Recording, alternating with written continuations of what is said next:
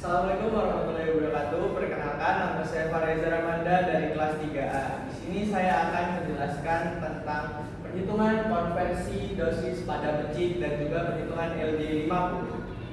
Langsung saja. Di sini ada soal 1, yaitu hitunglah konversi dosis dan persen kadar larutan serta jumlah serbu ibuprofen yang dibutuhkan. Dosis lazim manusia sekali minum itu adalah 400 mg berbentuk tablet dengan berat badan masjid 29 gram. Volume larutan yang diberikan adalah 0,3 mili. Kemudian larutan persediaannya dibuat sebanyak 30 mili dan bobot total serbunya adalah 170 mg. Langsung saja kita lakukan perhitungan dosisnya. Yang pertama, diketahui dosis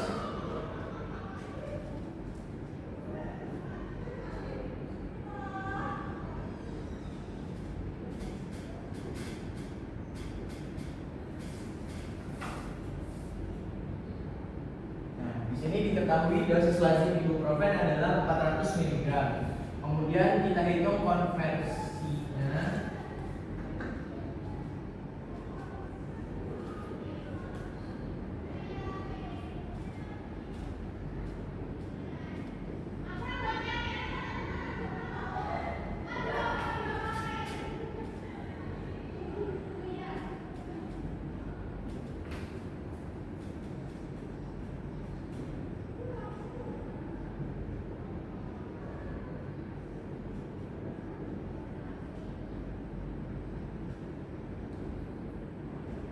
Kemudian kita hitung konversi dosis untuk masjid BB 20 gram.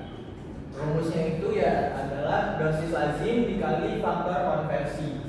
Dosis lazimnya di sini diketahui 400 mg. Kemudian dikali faktor konversi yaitu 0,0026. Hasilnya adalah 1,04 mg.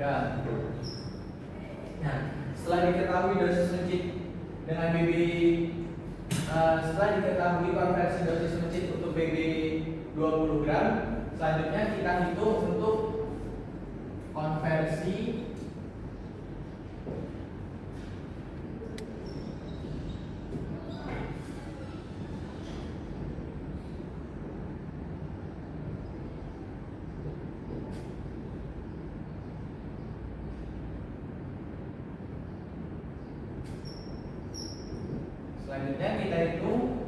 dosis untuk masjid BB 29 gram karena yang diketahui di soal BB masjid yaitu 29 gram. Caranya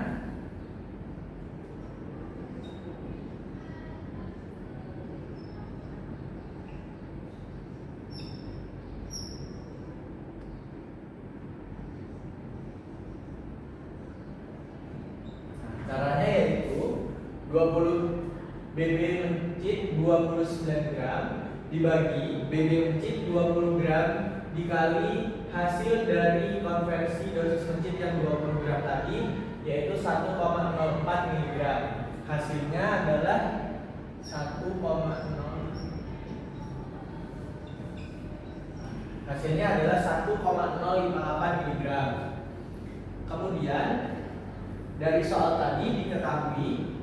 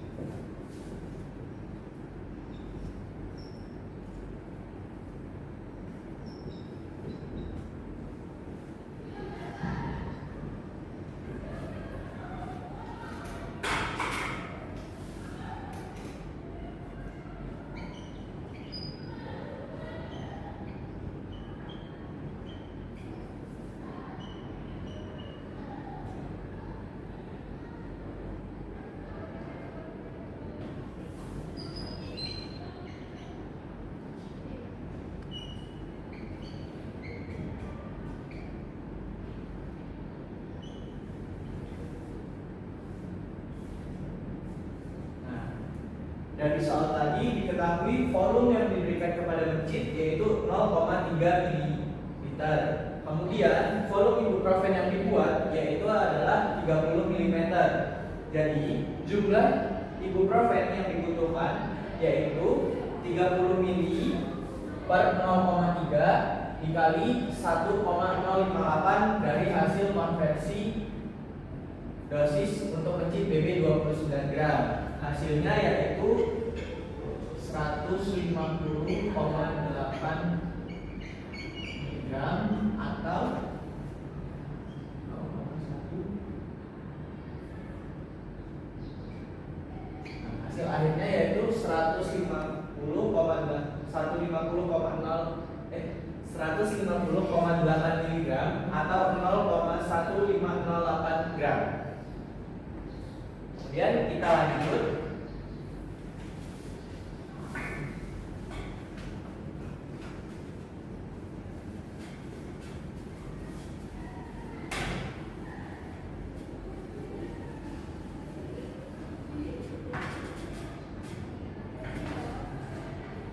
Setelah kita menghitung volume ibuprofen yang dibutuhkan, selanjutnya kita menghitung persen kadar ibuprofen.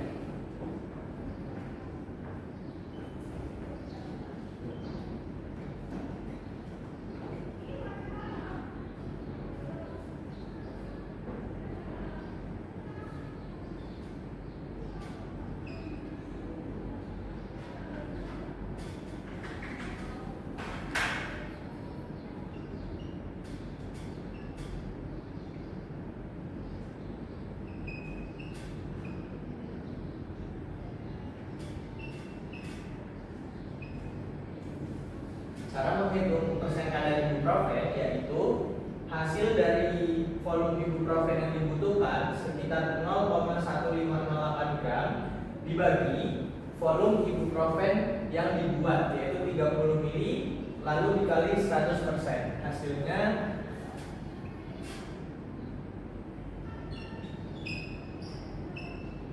hasilnya 0,503%. Setelah kita menghitung kadar persen ibuprofen, lalu kita hitung jumlah serbu ibuprofen yang dibutuhkan.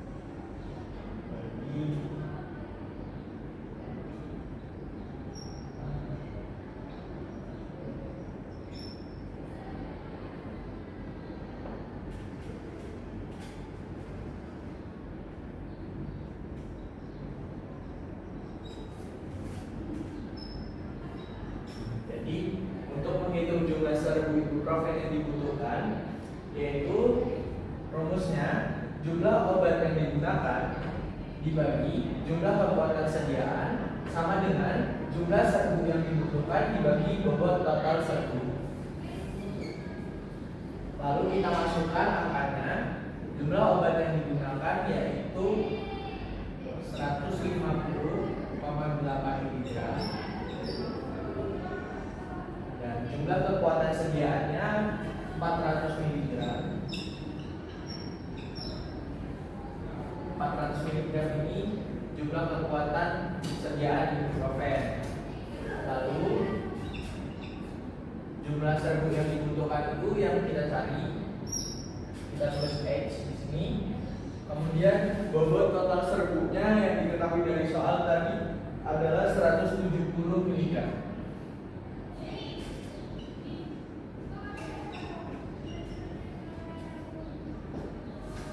Lalu kita kalikan silang 150,8 mg dikalikan dengan 170 mg bagi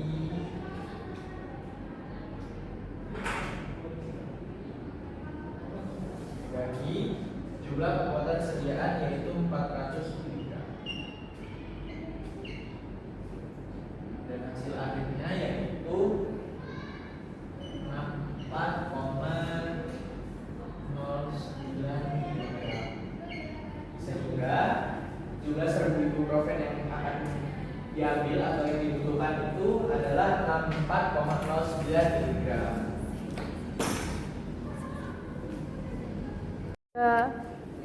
Selanjutnya soal nomor 2, yaitu ada soal hitunglah konversi dosis manusia ke mencit yang dibuat dengan larutan stok 50 ml dan diberikan sebanyak 0,2 ml serta hitung persen kadar larutan obat furosemid dengan dosis lazim 40 mg dan juga hitung jumlah serbuk yang dibutuhkan jika bobot total serbuknya adalah 234,5 mg. BB mencit yang diketahui di sini yaitu 31 gram. Oke, sekarang kita hitung untuk konversi dosisnya. Yang diketahui dosis lazim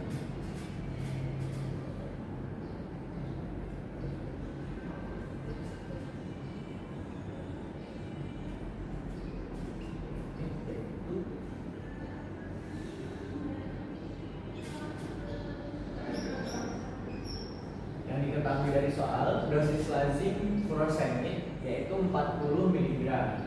Kemudian kita hitung untuk konversi dosis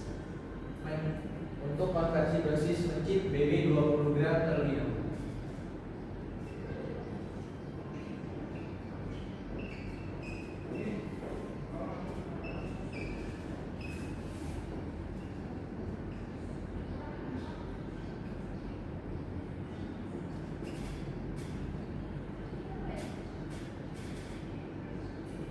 Rumusnya masih sama, yaitu dosis lazim dikali faktor konversi. Ini rumusnya dosis lazim dikali faktor konversi. Kemudian kita masukkan angkanya. Dosis lazimnya yaitu 40 mg. Dosis lazim dari sediaan furosemid. Kemudian dikali faktor konversi 0,002 gram. Hasilnya yaitu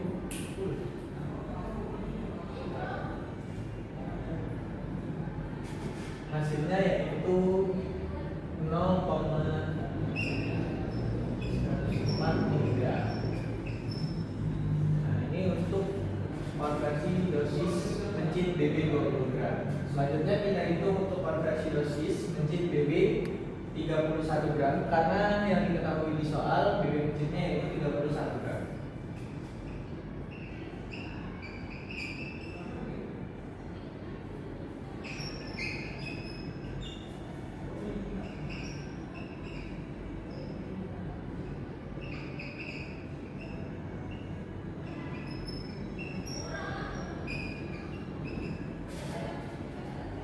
Kemudian kita masukkan angkanya 31 gram bagi 20 gram dari BB mencit tadi, kemudian dikali hasil dari konversi dosis untuk mencit BB 20 gram yaitu 0,104 mg. Hasilnya 0,1612 mg. Ini hasil 0,1612 miligram. Selanjutnya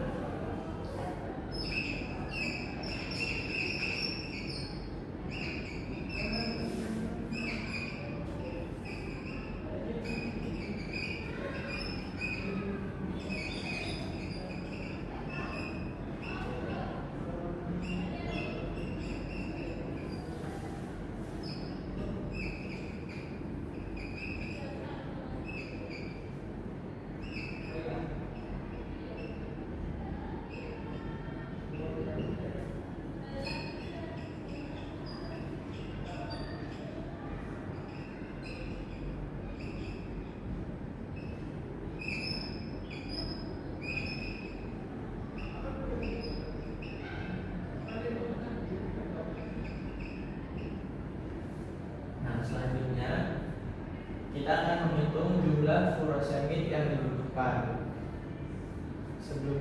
Sebelumnya volume yang diberikan pada mencit diketahui pada soal itu sekitar 0,2 mili.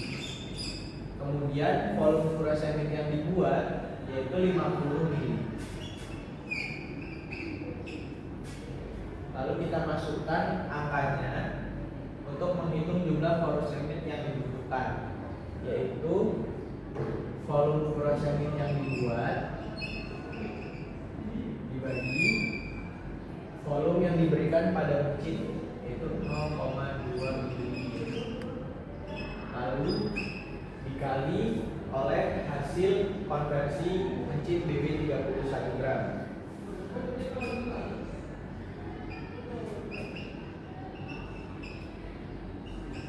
Dan hasilnya yaitu 40,3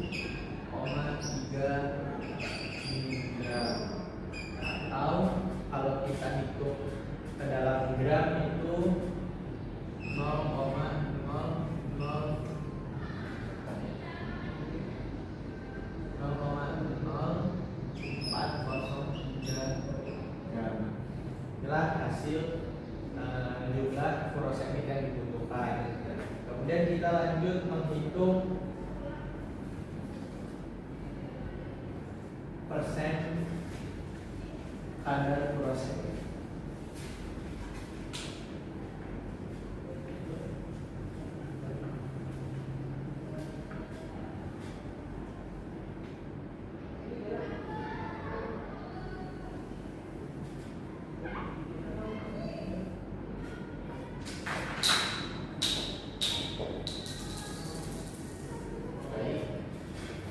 Kita akan hitung persen kadar furosemid.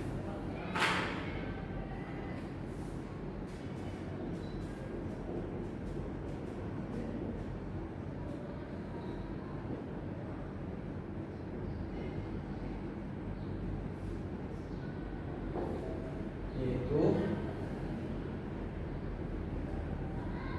hasil dari jumlah furosemid yang dibutuhkan tadi.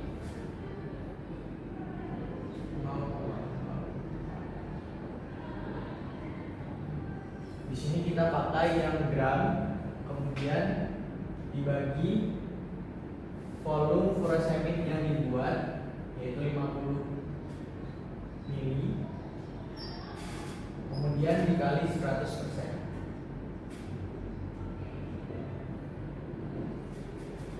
Kemudian dikali 100% dan hasilnya itu 0,0806%. Jadi persen kadar furosemid yaitu 0,0806%. Setelah kita menghitung kadar persen furosemid, selanjutnya kita hitung jumlah serbuk furosemid yang dibutuhkan.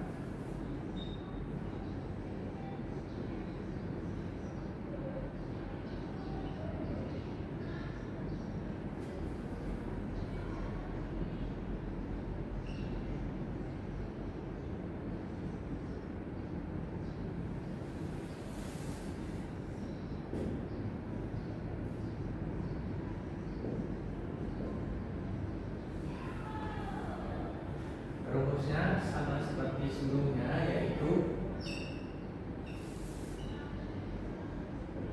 jumlah obat yang digunakan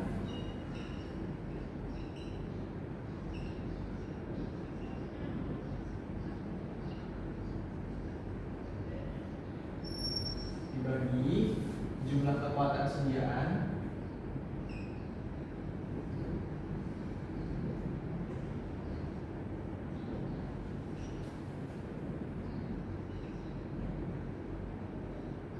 sama dengan jumlah serbu yang dibutuhkan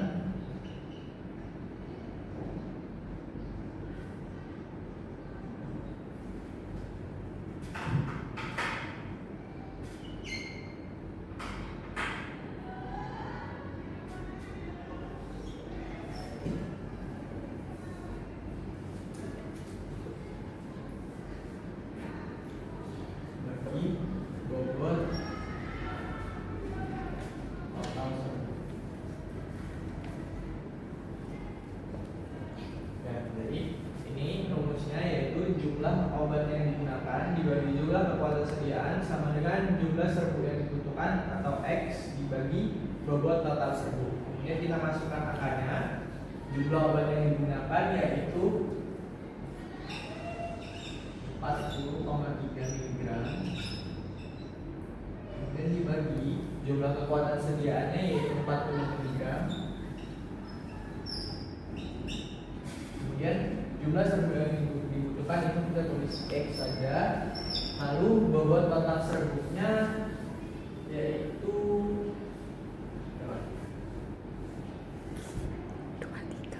234,5.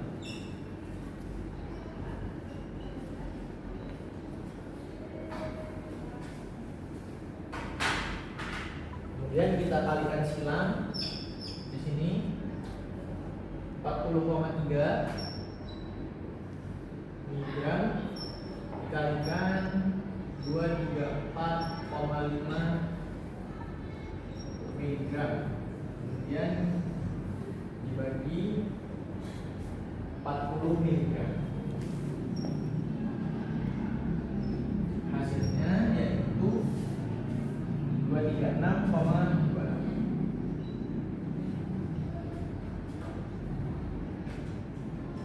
Jadi jumlah serbu yang dibutuhkan yaitu 236,26 miligram. Soal nomor 3, perhitungan LD50. Di sini ada soal berapa LD50 dari hasil pengamatan diazepam jika diketahui dosis terkecil yang diberikan adalah 4 mg per kilogram dengan dosis diberikan kelipatan 2 kali. Hewan yang mati pada kelompok 1 ada 0, kelompok 2 ada 0, kelompok 3 ada 2, dan kelompok 4 ada 4. Jadi urutan kematiannya yaitu 0, 0, 2, 4, dan faktor kematian dari tabel Weil yaitu adalah 2. Dan kita hitung untuk perhitungan LD20-nya yaitu menggunakan rumus log M sama dengan log D ditambah log B kecil, kemudian buka kurung F ditambah 1. Log D yang dimaksud di sini yaitu adalah faktor ini. Log D itu adalah dosis terkecil. Dosis terkecil dari soal tadi adalah 4 mg per kilogram. Jadi kita tulis di sini yaitu log 4. Kemudian log D kecil ini adalah kelipatan dari kematian. Lalu kita tulis di sini kelipatan kematian dari soal yaitu adalah log 2. Dan faktor kematiannya yaitu di dalam soal 2, maka kita tulis 2 di sini kemudian tambah 1. Kemudian kita hitung menggunakan kalkulator. Cara menghitungnya yaitu log 5 sama dengan 0,698. Log 4. Jadi kita hitung menggunakan kalkulator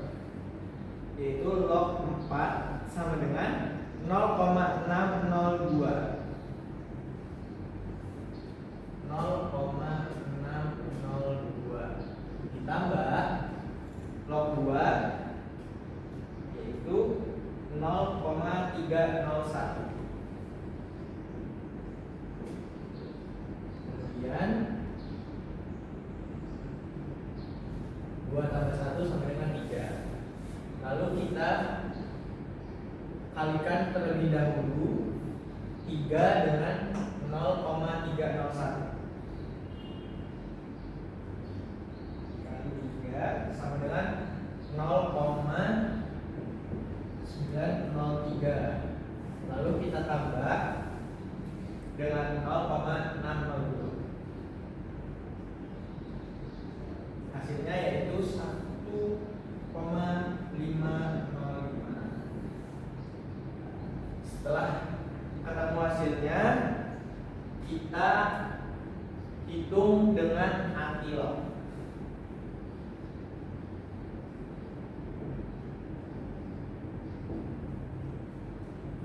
Antilog 1,505. Cara antilog yaitu shift pada kalkulator, kemudian kita pencet log, masukkan angkanya 1,505. Nah, hasilnya di sini yaitu 31,988.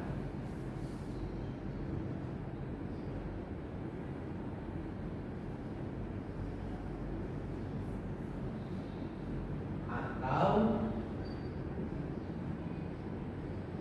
kita bulatkan menjadi 31,99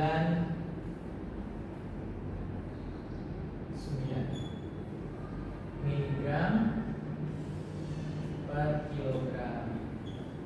Jadi beginilah cara untuk menghitung MD50. Mungkin itu saja yang dapat saya jelaskan pada kesempatan hari ini. Kurang dan lebihnya saya mohon maaf. Saya akhiri. Wassalamualaikum warahmatullahi wabarakatuh. Assalamualaikum warahmatullahi wabarakatuh. Perkenalkan, nama saya Reza Rahmanda dari kelas 3 dengan NIM P272420240118. Di sini saya akan menjelaskan indikasi obat, kontraindikasi, dosis obat, cara minum, efek samping, dan juga interaksi obat dari golongan obat diuretik dan juga obat hipolipidemik. Obat yang pertama yaitu hidroklortiazid. Indikasinya adalah hipertensi dan edema akibat gagal jantung. Kontraindikasinya hipersensitivitas dan gangguan berat pada ginjal atau hati. Dosis umumnya yaitu 12,5 sampai 50 mg per hari. Cara minumnya diminum pagi hari setelah makan. Efek sampingnya yaitu hipokalemia, hiponatremia, pusing, dan mual. Dan interaksi obatnya adalah toksisitas digoksin, litium, serta efek obat antidiabetik. Obat yang kedua yaitu spironolakton. Indikasinya yaitu untuk hipertensi. Kontraindikasinya itu dapat menyebabkan kerusakan ginjal. Dosisnya yaitu 25 sampai 100 mg per hari. Cara minumnya adalah sesudah makan. Efek sampingnya yaitu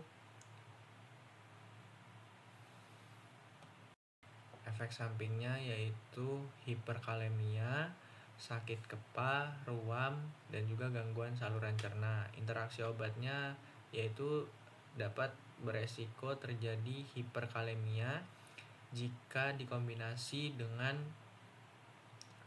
ACE inhibitor dan beta blocker. Obat yang ketiga yaitu ada furosemid. Indikasinya yaitu edema akibat gagal jantung dan juga hipertensi. Kontraindikasinya adalah dehidrasi berat dan hipokalemia berat. Dosisnya yaitu 20 sampai 80 mg per hari dan dapat ditingkatkan bertahap. Cara minumnya yaitu pagi hari sebelum makan.